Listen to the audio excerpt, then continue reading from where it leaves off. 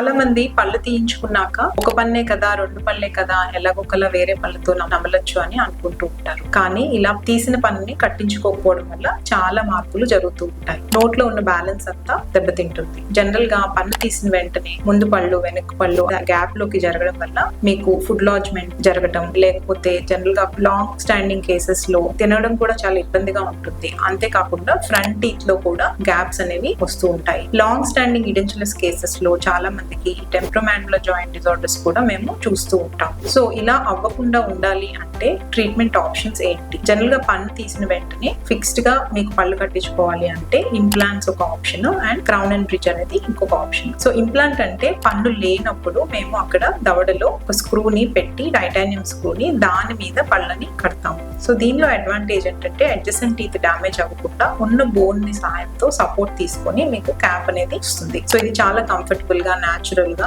Successful treatment option. And next option వచ్చి crown and bridge.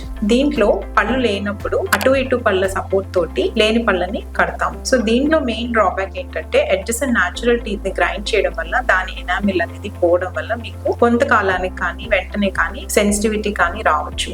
అదే చాలా లాంగ్ స్టాండింగ్ క్రౌన్స్ కేసెస్ లో మేము చూసేది secondary caries or root caries అనేది కూడా మేము చూస్తూ ఉంటాం. సో ఫైనాన్షియల్ గా చూస్తే రెండు more or less material wise మంచి మెటీరియల్ సెలెక్ట్ చేసుకుంటే రెండు మోర్ ఆర్ లెస్ అంతే కాస్ట్ అవుతుంది. So for more details contact smile wise and gurdwara.